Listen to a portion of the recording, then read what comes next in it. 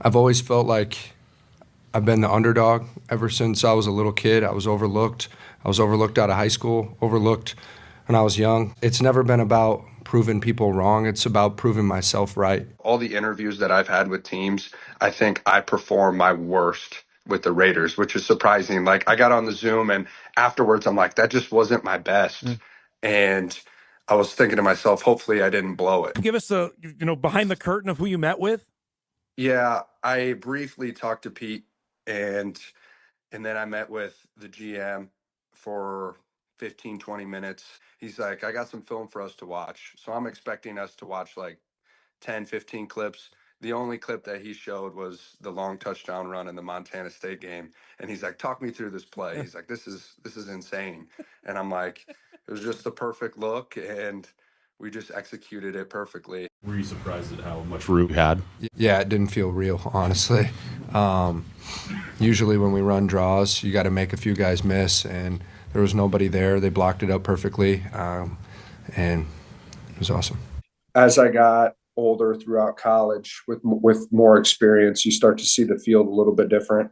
Situational football, third down, red zone, I felt like I could take a chance with my legs and make plays when needed. I think when stuff broke down or if there was a miscue up front, I could make plays with my feet, but it was never my priority to run the ball. It was really, if it was open, I was going to take it. That element of my game evolved as I got older throughout college. 6th-round pick by the Las Vegas Raiders. When you hear that you're going to be selected, what was that moment like? Tell me about it. A lot of emotions. I didn't think that I would get emotional when that happened. Even like the morning of, I'm like, oh, I'm not going to cry when this happens. I think it really just kind of hit me when I got the phone call. My emotions were pretty high. I don't remember a ton about the call. I was just super excited and very fortunate for the opportunity. And after the phone call of just all the work that I put in from when I was a little kid throwing the ball with my dad in the backyard. My mom had sent something before my pro day, and there was a little sheet that she had found in this office from when I was in second grade.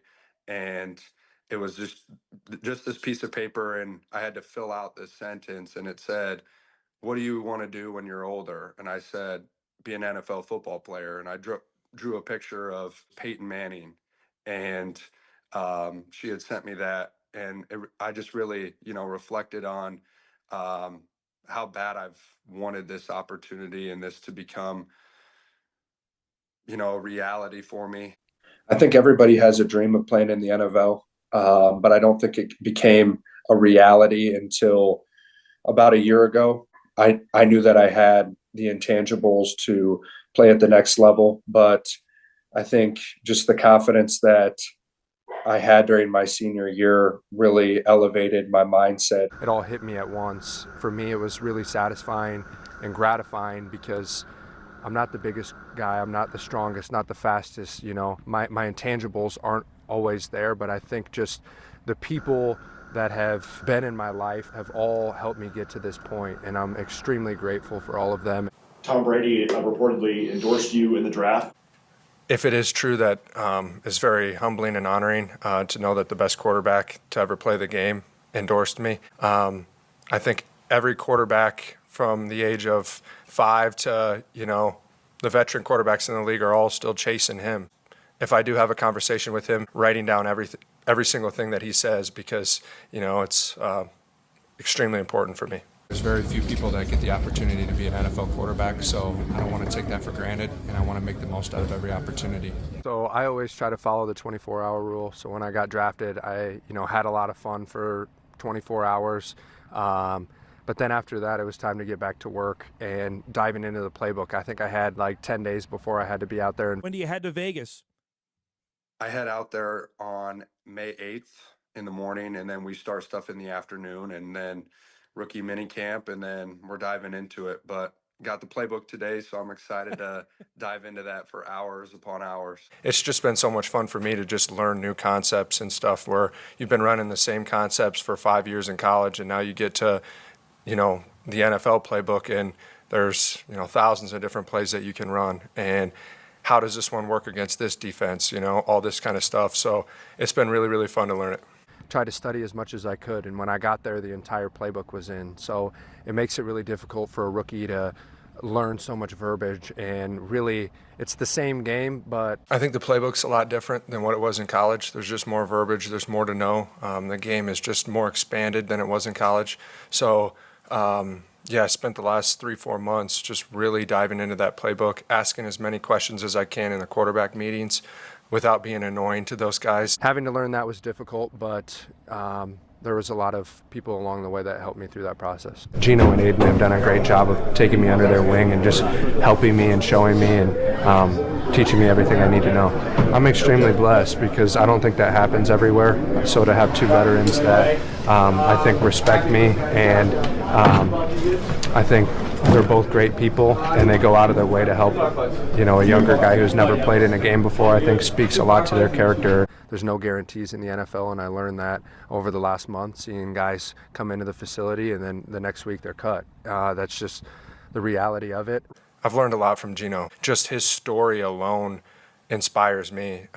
Somebody that was counted out multiple times and then has came back and has been, a top 10 quarterback in my mind. I mean, he's taught me everything from footwork, speeding up my feet, being accurate with the football. And when I'm watching behind and I'm watching him throw, routes on air, even team, seeing the way that he moves his feet and throws the ball, it really just pushes me to become better and put the ball where it needs to be. Right now I'm trying to balance, trying to relax just a little bit because I know it's a long season ahead, but then at the same time I'm trying to prepare and trying to become the best version of myself. I mean, the coaches had just told me to just go out and have fun. I feel like I'm more of not a stressed out individual, but I kind of get, amped up and worked up a little bit. So just to hear those guys say, hey, just relax, take a deep breath and just have fun. I think I really just, took that to heart and had fun. I had never used silent in college. That was the first time, we used clap when it got loud, but I don't think that would have worked here in Seattle. And now getting to understand some of these silent cadences has been awesome for my knowledge and just understanding of the game of football. When you have a good day, you just try to build off that and use it as, confidence to keep moving forward each and every day. I'm a quarterback that when I get in a rhythm and I get, some momentum going, I feel like I play my best. When you can get a whole drive and get rolling and you know who you're playing with and you get comfortable with those guys, the ball gets rolling a little bit. From every conversation that I've had with the GM, he has talked to me about how they want to bring in people that are winners and they've been accustomed and used to winning games. And I think that was really the X factor in their choice to take me in the draft. For me now, it's more taking mental reps when I'm not in simulating like I am in the game. I'm still making the checks behind the line of scrimmage that Gino would be making, and if I don't make the right check, I ask myself after the play, okay, why did he make that check? And trying to just visualize everything that's going on when I'm not taking reps. But it's been quite the adjustment from taking 50 reps in practice in college to a limited amount of reps now. But my mindset has stayed the same. It's making the most out of every opportunity. Every time I get a chance, I try to give the coaches every reason to not take me off the field. I am the quarterback that people say that I am and the quarterback that I think that I am.